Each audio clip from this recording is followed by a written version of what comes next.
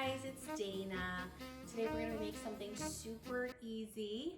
Do you ever get home from work and you're like, ugh, I don't feel like cooking, I don't feel like doing takeout, I just wanna get some stuff together and throw it in the oven? Well, that's what I'm gonna make for you today. We're gonna make bacon wrapped chicken fingers with broccoli and cauliflower and some roasted potatoes. It's all gonna go in the oven and it's super easy. First thing you wanna do, preheat the oven to 375 degrees. Next thing we're gonna do is I've got 5 chicken breasts here. We're gonna cut them into strips. It's a lot cheaper if you just buy the chicken breast and don't buy the strips. So we're just gonna grab them and we're just gonna cut them into strips just like a chicken finger would be. This recipe is something that I created on my own. It was something that I lived in Italy for many years and had my son Noah there. When we moved back to Italy, or back to the States, everybody was talking about these things called chicken fingers and how awesome they were, and I had no idea what they were. So Noah wanted some. He's got some food allergies, so I had to be really careful about how to figure out how to make them. So that's where my whole creation of the bacon wrapped chicken fingers came from. So we've got that done. Let me get some more done here. So we're just cutting strips. It's super easy and it's super fast. And again, like I said before, you get home from work, it's a lazy weekend, and you just want to do something that doesn't require a lot of effort. So got these strips done. Let me go ahead and put them over here. Wash my hands real quick.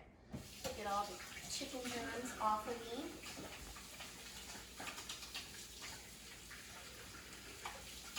Okay, dry my hands.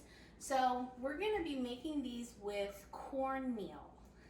Cornmeal is awesome because it's something that you can have in your house. It's gluten-free, it's wheat-free, and we're not gonna be doing any kind of egg or anything with it. So I'd say we're gonna go ahead and throw in a cup of cornmeal.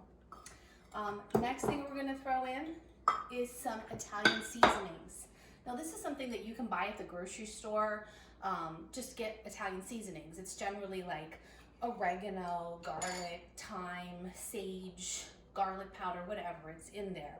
I grow my own herbs and dry them. So I have my own little blend here. So I'm gonna go ahead and get a heaping tablespoon of Italian seasonings. You can't go wrong with how much you put in, obviously.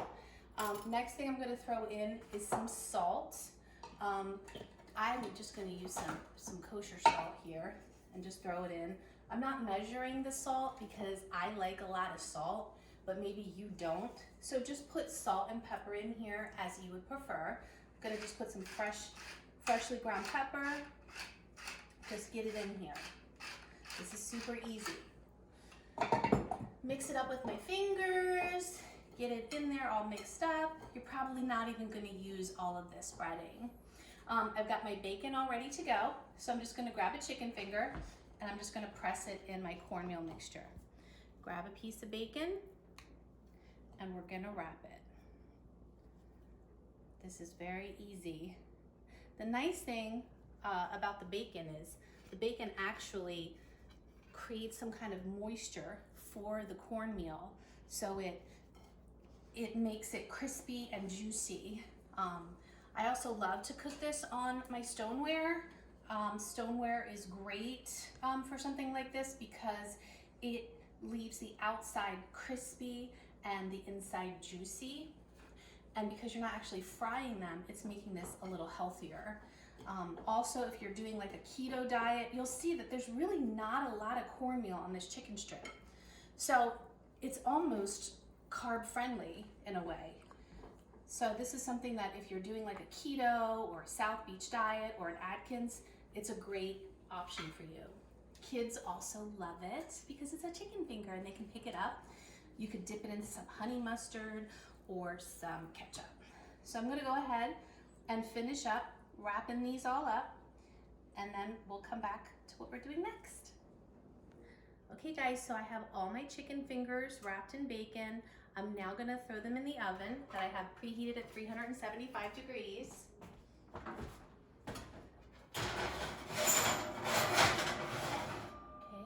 Okay, so that's in there. Now is the side dish, which is super, super easy. So I've got like a casserole dish in here, and it's just frozen broccoli and frozen cauliflower. I know you guys are probably thinking, wow, that's not like, you know, fierce enough. You should be using fresh, but to be perfectly honest with you, unless you're picking it from your own garden or buying it locally, it's actually much more nutritious to buy your vegetables frozen.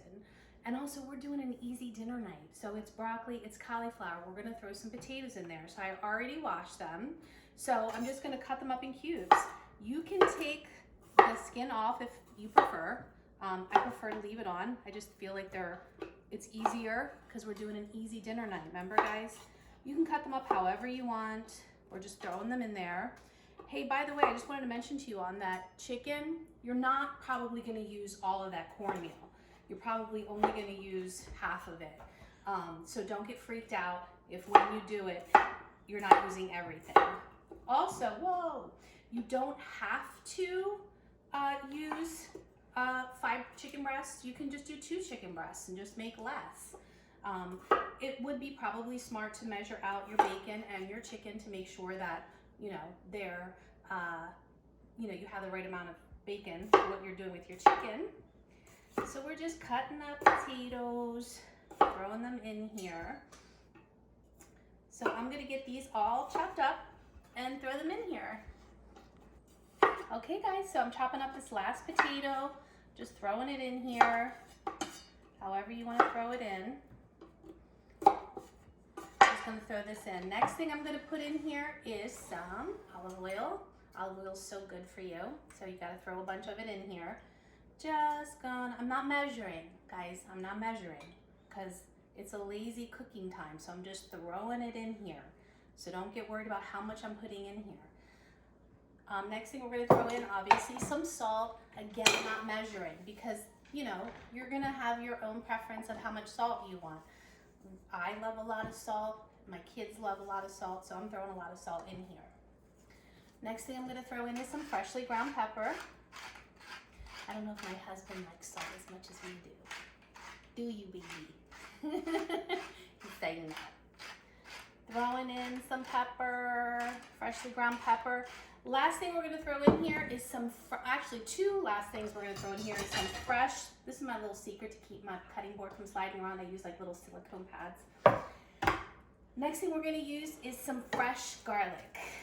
So fresh garlic is so much better to use than the stuff that you get in a jar.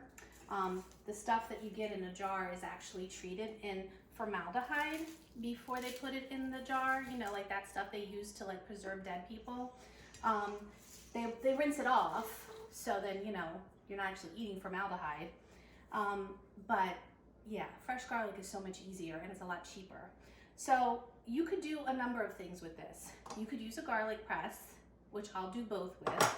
I just chop mine in half, throw the pieces in my garlic press, because we're doing easy, right?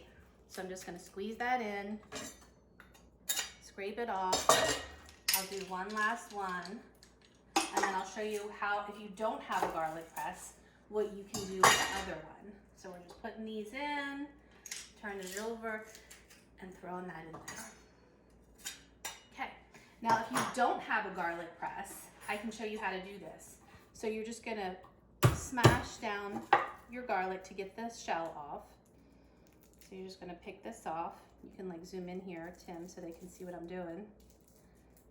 In on the garlic. And then just roughly chop it. What I like to do is throw a little bit of salt on there. It helps kind of dissolve it up a little bit. And then just with a fork, you can just press it down. And it kind of just like mushes it all together. Because you don't want big pieces of garlic on this. You just want it to be all mushed up. This is what I would do before I had a garlic press. Because yes, there was a time when I didn't have a lot of cooking stuff. So you can like mash this up as fine as you'd like. And we're just mashing it up. So in this big casserole dish, I did put 3 cloves of garlic in because we like garlic, and garlic is good for you. Next thing I'm gonna throw in is some rosemary that my lovely husband picked for me from my garden in the snow. It's snowing today in the Delmarva Peninsula.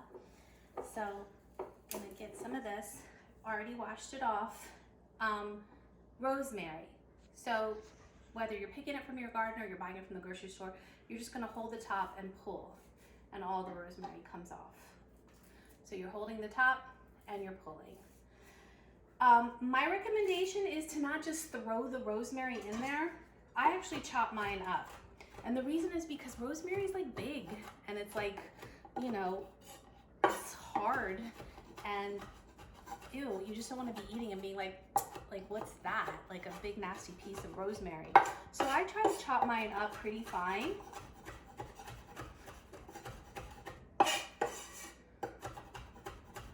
Get it nice and chopped up. And this is like just, I know this was not supposed to be this involved. If you don't really feel like doing fresh rosemary, you could just throw some of your Italian seasonings in there with it.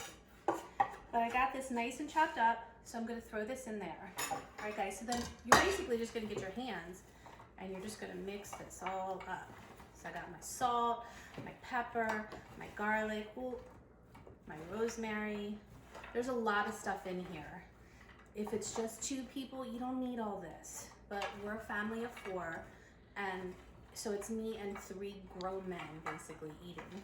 So I gotta make sure I got enough for everybody to eat. All right, guys, so I've mixed this up. Next thing I'm gonna do is I'm gonna throw it in the oven.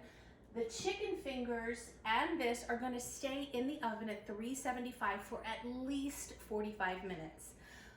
I would say look at the bacon. If it looks crispy, then it's done. So I'll come back to you when we're about to pull everything out of the oven.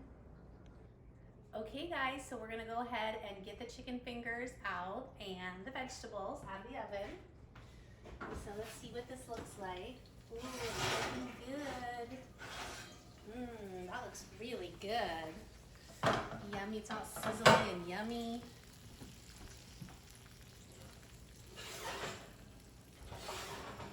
And the vegetables are nice and cooked too. Have a couple extras in there. So that's it, guys. Everything's done. You can go ahead and eat your chicken fingers with whatever you want and enjoy. Boom. It's a super easy meal. So bon appetito. Thanks so much, guys. Hey guys, hope you liked the video. If you did, don't forget to like and subscribe.